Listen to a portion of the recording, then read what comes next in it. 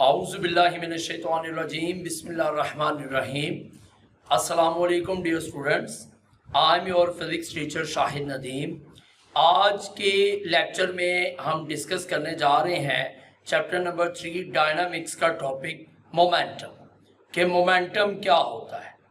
ठीक है, तो डिस्कस करते हैं हम इसकी डेफिनेशन से. लेकिन डेफिनेशन को पढ़ने से पहले, ठीक है, मोमेंटम यानी मूवमेंट. मोमेंटम का मतलब होता है क्वांटिटी ऑफ मोशन. मोमेंटम यानी मूवमेंट, मोशन. ठीक है, तो मोमेंटम कहते हैं क्वांटिटी ऑफ मोशन. मोमेंटम किसे कहा जाता है? क्वांटिटी ऑफ मोशन, के बॉडी में कितनी मोशन पैदा हो रही है. समझ आ रही बात की? अगर एक बॉडी मूव कर रही है तो उस बॉडी में मोशन की कितनी क्वांटिटी है, यानी वो बॉडी कम मूव कर रही है या ज़्यादा मूव कर रही है, उस बॉडी में मोशन की क्वांटिटी क्या है. ठीक है, तो मोमेंटम क्या होता है? मूवमेंट.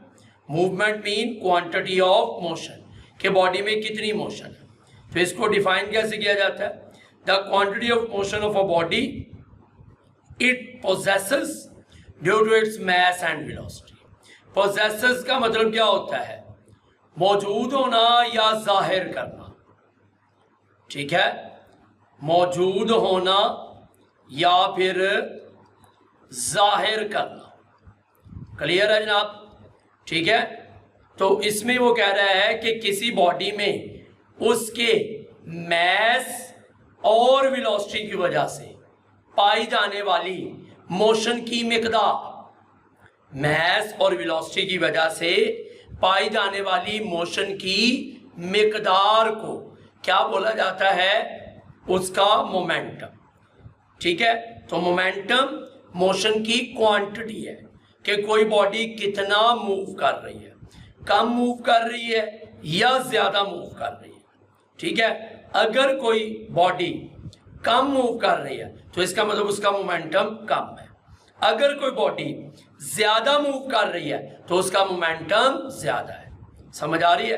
क्योंकि मोमेंटम मोशन की क्वांटिटी है कि बॉडी में कितनी मूवमेंट है, या बॉडी कितना मूव कर रही है, या बॉडी में जो मोशन है उसकी क्वांटिटी क्या है. समझ आ रही है? और ये क्वांटिटी उसके मैस और उसकी वेलोसिटी की वजह से निकाली जाती है.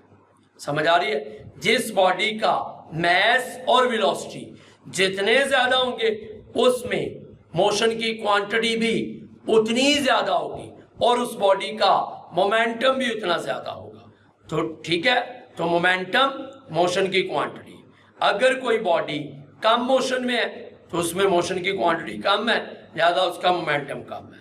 अगर कोई बॉडी ज्यादा मोशन में है यानी ज्यादा मूव कर रही है, समझ आ रही है, तो उसमें मोशन की क्वांटिटी ज्यादा है, उसका मोमेंटम ज्यादा. ठीक है, तो इसकी डेफिनेशन को समझने के बाद अब अगली बात यह है कि कोई बॉडी कितनी मोशन में है, कम मोशन में है या ज्यादा मोशन में, ये हमें कहां से पता चलेगा? कोई बॉडी कितनी मोशन में है, कम मोशन में है या ज्यादा मोशन में है, ये हमें कहां से पता चलेगा? ये हमें पता चलेगा उस बॉडी के मैस और उसकी वेलोसिटी के प्रोडक्ट से. देखें, डेफिनेशन में भी वो ये बात कह रहा है कि ये मोशन की क्वांटिटी तो है, लेकिन ये किसकी वजह से होती है? ये किसकी वजह से मौजूद होती है? मैस की वजह से और वेलोसिटी की वजह से. यानी बॉडी के मैस और बॉडी की वेलोसिटी की वजह से जो मोशन की क्वांटिटी है, इस क्वांटिटी को क्या बोलते हैं? मोमेंटम बोलते हैं. क्या बोलते हैं इसे? मोमेंटम. समझ आ रही बात की? ठीक है, मोशन, ठीक है, मैस और वेलोसिटी की वजह से. तो अब किसी बॉडी में कितनी मोशन है कैसे पता चलेगा? ये पता चलेगा अगर हम उसके मैस और वेलोसिटी का प्रोडक्ट लें, यानी प्रोडक्ट मीन मल्टीप्लाई करें. अगर बॉडी के मैस और वेलोसिटी का प्रोडक्ट ज्यादा आए, जैसे कि ये देखें, ठीक है, मोमेंटम का सिंबल P है. समझ आ रही है? मोमेंटम को P से रिप्रेजेंट किया जाता है, कैपिटल P से. और ये क्या होता है, product of mass and velocity. अगर इन दोनों का प्रोडक्ट ज्यादा आएगा, बॉडी के मैस और बॉडी की वेलोसिटी का प्रोडक्ट ज्यादा आएगा, तो इसका मतलब उस बॉडी में मोशन की क्वांटिटी ज्यादा है, लिहाजा उसका मोमेंटम ज्यादा है। अगर ये मैस और वेलोसिटी का प्रोडक्ट कम आएगा, तो इसका मतलब ये है कि उस बॉडी में मोशन की क्वांटिटी कम है और उसका मोमेंटम कम है। तो मोमेंटम मोशन की क्वांटिटी है और ये मोशन की क्वांटिटी बॉडी के मैस और बॉडी की वेलोसिटी के प्रोडक्ट से निकाली जा सकती है। लिहाजा मोमेंटम की डेफिनेशन हम यूं भी कर सकते हैं। समझ आ रही बात की? ठीक है, मोमेंटम की डेफिनेशन यूं भी की जा सकती है। क्या? The product of mass and velocity of a moving body, velocity of a moving body, ठीक है, is called its momentum। किसी मूविंग बॉडी के मैस और उसकी वेलोसिटी का जो प्रोडक्ट होता है, ये प्रोडक्ट उसका क्या कहलाता है, मोमेंटम। और ये प्रोडक्ट कब ज्यादा आएगा? अगर बॉडी के मैस या वेलोसिटी में से कोई एक चीज ज्यादा हो। समझ आ रही है? अगर बॉडी की वेलोसिटी कम लेकिन मैस ज्यादा होगा ना, तो तब भी ये प्रोडक्ट ज्यादा होगा, ठीक है। और अगर ये प्रोडक्ट ज्यादा तो मोमेंटम ज्यादा होगा। अगर मैस और वेलोसिटी में से मैस कम लेकिन वेलोसिटी ज्यादा है, तो वेलोसिटी के ज्यादा होने की वजह से, ठीक है, ये प्रोडक्ट ज्यादा आएगा और इस प्रोडक्ट के ज्यादा होने का मतलब बॉडी का मोमेंटम ज्यादा है, यानी बॉडी में मोशन की क्वांटिटी ज्यादा है, बॉडी ज्यादा मूव कर रही है और उसको रोकना मुश्किल है। समझ आ रही बात की? ठीक है, क्लियर है। और अगर दोनों ही चीजें ज्यादा है, मैस भी बड़ा है बॉडी का और बॉडी की वेलोसिटी भी बड़ी है, तो जब मैस भी ज्यादा होगा, वेलोसिटी भी ज्यादा होगी, तो इसका मतलब फिर तो ये प्रोडक्ट बहुत बढ़ गया, इसका मतलब उस बॉडी का मोमेंटम बहुत ज्यादा होगा और ऐसी बॉडी को आसानी से रोका नहीं जा सकता। समझ आ रही बात की? ठीक है। मोमेंटम एक वेक्टर क्वांटिटी है। वेक्टर, अगर वेक्टर क्वांटिटी है, इसका मतलब इसकी डायरेक्शन है, हैज डायरेक्शन, मोमेंटम की डायरेक्शन है। समझ आ रही है? और इसकी डायरेक्शन क्या होगी? In which direction body is moving. Momentum उसी डायरेक्शन में पैदा होता है जिस डायरेक्शन में बॉडी मूव कर रही होती है। तो मोमेंटम की डायरेक्शन क्या है? ठीक है, इन विच बॉडी इज मूविंग, वो डायरेक्शन जिस डायरेक्शन में बॉडी क्या कर रही है, मूव कर रही। जैसे ये कार इस वक्त रेस्ट में है, इसका मतलब इसकी वेलोसिटी जीरो है। तो जब कोई बॉडी रेस्ट में होती है ना, उसमें कोई मोमेंटम नहीं होता, नो मोमेंटम, क्योंकि momentum P is equal to mv। तो जब वेलोसिटी जीरो है तो P is equal to m multiply by zero. Math चाहे जितना मर्जी हो, चाहे 1000 में हो, ठीक है, टन में हो, मन में हो, जितना मर्जी हो। समझ आ रही बात की? लेकिन जब वेलोसिटी जीरो है तो मैथ जब जीरो से मल्टीप्लाई होगा तो मोमेंटम क्या निकल आएगा? जीरो। समझ आ रही बात? क्लियर? ठीक है। तो इसका मतलब है ये कार इस वक्त रेस्ट में, तो इसका मोमेंटम जीरो है। क्यों? क्योंकि इसकी वेलोसिटी जीरो है। लेकिन यहां ये 10 मीटर पर सेकंड की वेलोसिटी से मूव कर रही है, तो इसमें अब मोमेंटम है, मोर मोमेंटम, यानी पहले से ज्यादा। पहले तो जीरो है, अब ज्यादा है। लेकिन अब यहाँ पे 20 मीटर पर सेकंड की वेलोसिटी बढ़ गई, तो इसका मोमेंटम और ज्यादा हो गया, मोस्ट मोमेंटम। समझ आ रही है? तो इन दोनों कार में से ये इस कार को रोकना आसान है बजाय इसकी निस्बत। समझ आ रही है?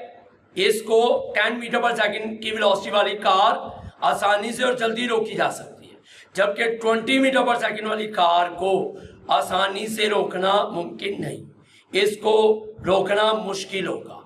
समझ आ रही है, और थोड़ा टाइम भी लगेगा। वजह क्योंकि इसकी वेलोसिटी ज्यादा है, लिहाजा इसमें मोशन की क्वांटिटी ज्यादा है, ये ज्यादा मूव कर रही है, इसका मोमेंटम ज्यादा है, और मोमेंटम ज्यादा होने की वजह से इसको आसानी से रोका नहीं जा सकता। समझ आ रही बात की?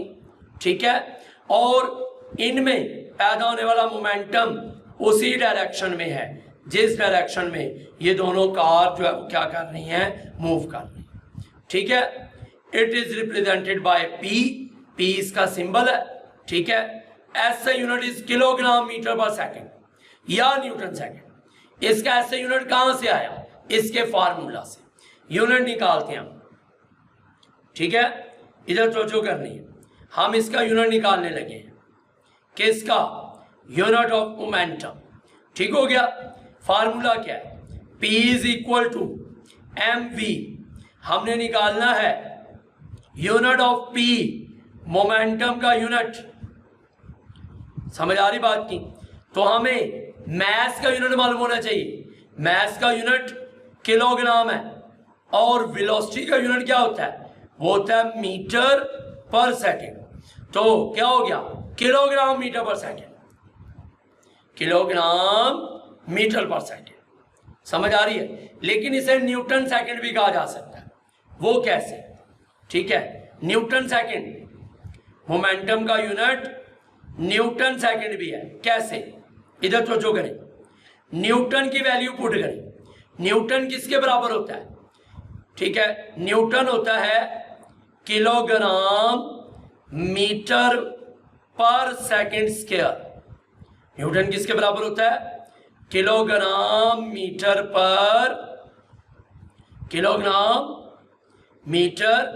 पर सेकंड स्क्वायर। kgms -2 चैप्टर 1 में ड्राइव्ड यूनिट्स में पढ़ा था हमने। इस चैप्टर में भी पढ़ेंगे हम Newton second law of motion में। न्यूटन किसके बराबर होता है? किलोग्राम मीटर पर सेकंड स्क्वायर इनटू ये वाला सेकंड। ये वाला सेकंड यही है, ये वाला सेकंड अपनी जगह पे। ये किसकी वैल्यू है? न्यूटन की। अच्छा, इसकी पावर 1 है, इसकी पावर -2 है। ठीक है। तो दोनों की पावर क्या हो जाएगी? किलोग्राम ms -2 + 1 पावर्स ऐड हो जाएगी। बेस सेम है ना, ये भी सेकंड है, ये भी सेकंड है, तो दोनों पावर ऐड हो जाएगी। तो जब एक वैल्यू माइनस की हो, एक प्लस की हो, करते हैं हम उनको माइनस है, लेकिन आंसर के साथ सिंबल बड़ी वैल्यू का आएगा। तो ये क्या हो जाएगा? ये हो जाएगा किलोग्राम मीटर पर सेकंड। तो न्यूटन सेकंड किसके बराबर आया? किलोग्राम मीटर पर सेकंड के बराबर आया। समझ आ रही है? तो इसका मतलब है इसका यूनिट किलोग्राम मीटर पर सेकंड भी है और इसका यूनिट न्यूटन सेकंड भी है, दोनों मोमेंटम के यूनिट। तो मोमेंटम चूंकि वेक्टर क्वांटिटी है, लिहाजा इसके सिंबल को, ठीक है, P लिखकर ऊपर एरो लगा दें, या P लिखकर बार लगा दें, या P को बोल्ड करके लिखें, ऐसे। समझ आ रही बात? कोई मसला इसमें? ठीक है। और इसका फार्मूला क्या है? पीछे भी पढ़ा हमने। मोमेंटम होता है product of mass and velocity, P is equal to mv। ठीक है। ये फार्मूला ये बता रहा है कि मोमेंटम डिपेंड कर रहा है। किस पे डिपेंड करता है? मोमेंटम डिपेंड करता है बॉडी के मास और बॉडी की वेलोसिटी पर। ठीक है। फार्मूला के मुताबिक फार्मूला क्या है? P is equal to mv, mass और वेलोसिटी का प्रोडक्ट। तो मैंने कहा है कि प्रोडक्ट, जैसे पीछे भी मैंने एक्सप्लेन किया है कि अगर दोनों में से एक क्वांटिटी बढ़ गई ना, चाहे मास बढ़ जाए चाहे वेलोसिटी बढ़ जाए, समझ आ रही बात की? ठीक है। तो एक क्वांटिटी के इंक्रीज होने से प्रोडक्ट इंक्रीज हो जाता है, लिहाजा मोमेंटम भी इंक्रीज हो जाता है। तो मोमेंटम डिपेंड करता है मास पर और वेलोसिटी पर। जैसे यहाँ वेलोसिटी 0 है तो मोमेंटम क्या है? 0 है। लेकिन वेलोसिटी ज्यादा हो रही है, ये देखें, पहले 10 मीटर पर सेकंड थी, फिर 20 मीटर पर सेकंड, वेलोसिटी बढ़ रही है तो मोमेंटम बढ़ रहा है। यानी मोमेंटम मास पर भी डिपेंड करता है, वेलोसिटी पर भी डिपेंड करता है। अब इस चीज को हमने एग्जांपल्स के जरिए से एक्सप्लेन करना है कि मोमेंटम मैस और वेलोसिटी पर डिपेंड करता है। ठीक है, तो इसके लिए हम पहले बुलेट की एग्जांपल लेते हैं। ठीक है, एक गन से जब बुलेट फायर की जाती है, ये गन है, ये बुलेट है। बुलेट छोटी सी होती है, छोटी सी होती है ना, यानी इसका मैस बहुत कम है। समझ आ रही बात की, मैस कम है। ठीक है, लेकिन फिर भी जब ये अपने टारगेट से टकराती है, टारगेट से यानी जिसका निशाना लगाया, वहां इसका इंपैक्ट असर कम होता है या ज्यादा होता है? बहुत ज्यादा होता है। समझ आ रही बात की? ठीक है, छोटी सी बुलेट है, मैस कम है। क्या है? मैस कम है, लेकिन जब ये अपने टारगेट से टकराती है जाके, तो वहां इसका असर, इंपैक्ट ज्यादा होता है। क्यों ज्यादा होता है? क्योंकि इसकी वेलोसिटी ज्यादा है। ठीक है, अब bullet has very small inertia, bullet का इनर्शिया कम है, क्योंकि इनर्शिया मैस पर डिपेंड करता है, डिपेंड्स अपॉन मैस। पिछली वीडियो में आपने देखा होगा इनर्शिया किस पे डिपेंड करता है? मैस पे। समझ आ रही है? तो जिस बॉडी का मैस कम हो उसमें इनर्शिया की प्रॉपर्टी भी कम होती है। तो बुलेट का मैस कम है, इसका मतलब बुलेट का इनर्शिया कम है। समझ आ रही है? कहता है bullet has very small inertia due to its small mass but its impact, impact mean असर। कहता है its impact is so strong, बहुत ज्यादा होता है, when it is fired from the gun, जब उसे गन से फायर किया जाता है, because it has large momentum. Impact क्यों ज्यादा है? क्योंकि उसका मोमेंटम ज्यादा है, और मोमेंटम क्यों ज्यादा है? उसकी लार्ज वेलोसिटी की वजह से। मैस कम है लेकिन वेलोसिटी तो ज्यादा है ना। बुलेट कितनी तेजी से जाती है, इधर से गन का ट्रिगर दबाएं, उधर से बुलेट टारगेट पे होती है, यानी जाती हुई दिखाई भी नहीं देती, इतनी तेज जाती है। यानी बुलेट की मोशन इतनी तेज होती है कि हमारी आंख बुलेट की मोशन को पकड़ नहीं पाती। समझ आ रही बात की?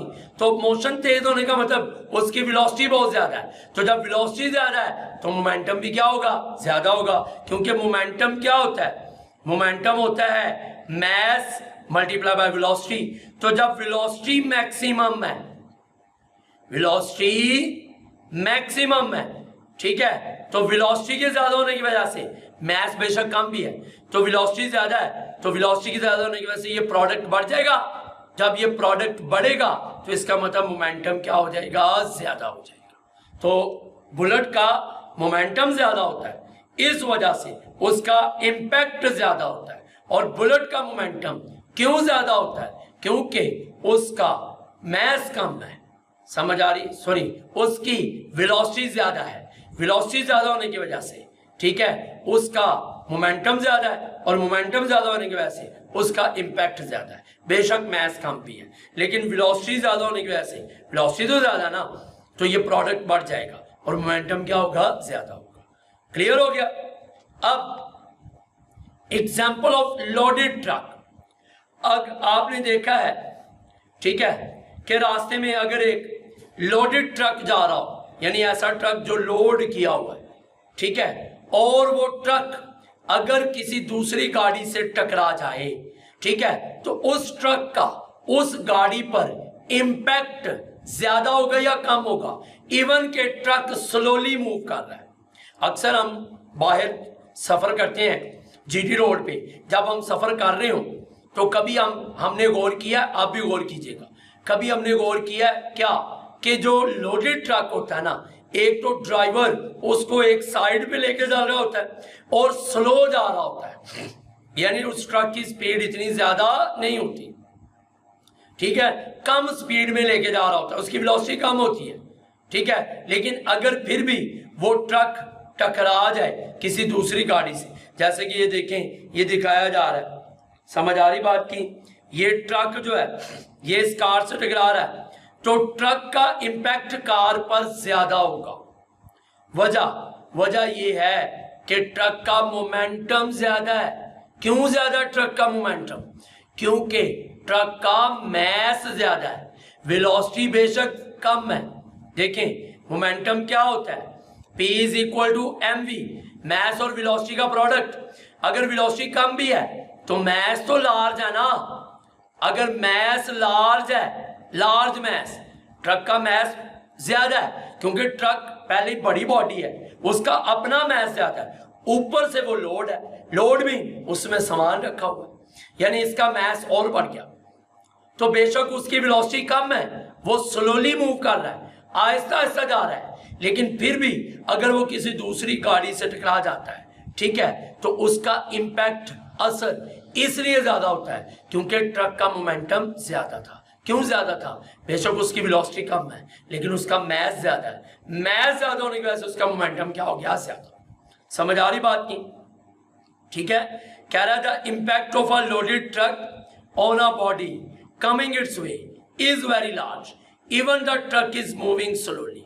ठीक है, कहता है कि ट्रक के रास्ते में अगर कोई बॉडी आ जाती है तो उस बॉडी पर ट्रक का इंपैक्ट ज्यादा होता है, क्योंकि हालांकि ट्रक स्लोली मूव कर रहा है। वजह, truck has large momentum, truck का मोमेंटम ज्यादा है। क्यों? Due to its large mass, क्योंकि उसका मैस ज्यादा है। समझ आ रही? ये देखें, कार आ रही है, इसका मैस 1000 किलोग्राम है, लेकिन ट्रक का मैस 3000 किलोग्राम है। कार की वेलोसिटी जो है ना वो कितनी है, 20 मीटर पर सेकेंड। समझ आ रही है? ट्रक की वेलोसिटी, ठीक है, उसके हिसाब से, कार के हिसाब से, क्योंकि ऑपोजिट है ना।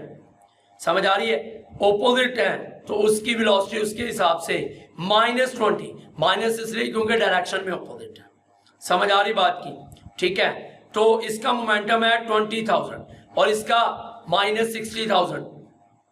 कार का मोमेंटम 20,000, टकराने से पहले उसका -60,000, लेकिन जैसे टकराते हैं तो ट्रक की वेलोसिटी में कमी आ जाती है, मोमेंटम में भी कमी हो जाती है, लेकिन इसके भी जो है ना मोमेंटम और वेलोसिटी में कितनी कमी आएगी, जितनी ट्रक की में आएगी।